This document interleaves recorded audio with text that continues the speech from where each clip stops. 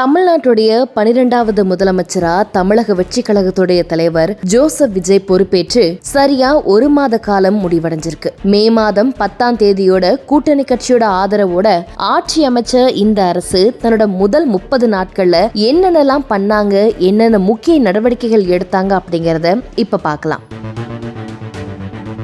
பதவியேற்ற முதல் நாளிலேயே 500 யூனிட் வரைக்கும் மின்சாரம் பயன்படுத்தக்கூடிய வீடுகளுக்கு 200 யூனிட் வரை கட்டணமில்லா மின்சாரம், அப்புறம் பெண்களுக்கு பாதுகாப்பு வழங்குறதுக்கு சிங்கப்பெண் அதிரடி படை, அப்புறம் போதைப் பொருள் தடுப்பு பிரிவு அப்படின்னு 3 முக்கிய கோப்புகள்ல முதல்வர் கையெழுத்திட்டு தன்னுடைய பணியை தொடங்கினார். நிர்வாக ரீதியா மாநிலத்தோட நிதி நிலைமை குறித்து வெள்ளை அறிக்கை வெளியிடப்படும் அப்படிங்கிற அறிவிப்பு மற்றும் 10 லட்சம் கோடி ரூபாய் கடன் சுமையை சுட்டிக்காட்டியது புதிய அரசோட வெளிப்படைத்தன்மையை ரொம்பவே வெளிப்படுத்துச்சு. சமூக அக்கறையோட ஒரு பகுதியா கல்வி நிலையங்கள், வழிபாட்டு தலங்களுக்கு அருகில் இருந்த 717 டாஸ்மாக் கடைகளை அதிரடியா மூடி உத்தரவிட்டாங்க.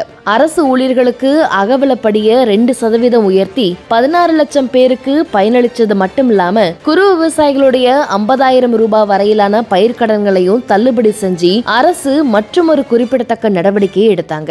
மத்திய அரசுடனான உறவை பொறுத்த வரைக்கும் பிரதமர் நரேந்திர மோடியை சந்திச்சு மேகதாது அணை, மீனவர் நலன், அப்புறம் மெட்ரோ ரயில் திட்டங்களுக்கான நிதி பத்தியும் முதல்வர் வலியுறுத்தி பேசியிருக்கிறாரு. அதே சமயம் நிர்வாகத்துல ஊழலை தடுக்கிறதுக்காக லஞ்சம் அப்புறம் முறைகேடுகளை ஈடுபடக்கூடிய அதிகாரிகள் மீது கடுமையா நடவடிக்கை எடுக்கப்பட்டுச்சு. குறிப்பா முன்னாள் அமைச்சர் செந்தில் பாலாஜி மீதான வழக்கை விசாரிக்க ஆளுநர் கிட்ட அனுமதி கோரியது அரசியல் வட்டாரத்துல முக்கிய நகர்வா பார்க்கப்பட்டுச்சு. நீண்ட இடைவேளைக்கு பிறகு கூட்டணி கட்சிகளுக்கும் அமைச்சரவையில இடமளிக்கப்பட்டு ஒரு புதிய அதிகார பகிர்வு முறையும் தமிழகத்துல அமல்படுத்தப்பட்டுச்சு. கடந்த ஒரு மாதத்துல நிறைய தொழில்துறை முதலீடுகளை தமிழ்நாட்டுக்குள்ள கொண்டு வரதுக்காக நிறுவனங்களோட நிறைய ஆலோசனைகளும் நடத்தினாங்க. மேலும் சட்டம் ஒழுங்க பராமரிக்கிறதுக்காக புதிய டிஜிபி நியமனம், அப்புறம் 800க்கும் மேற்பட்ட ரவுடிகள் கைதுன்னு துரித நடவடிக்கைகள் பல எடுத்தாங்க. அது மட்டும் இல்லாம இறுதியா இப்போ சென்னையில சிங்கப்பெண் சிறப்பு அதிரடிப்படை திட்டத்தையும் தொடங்கி தன்னுடைய ஒரு மாத கால பயணத்துக்கு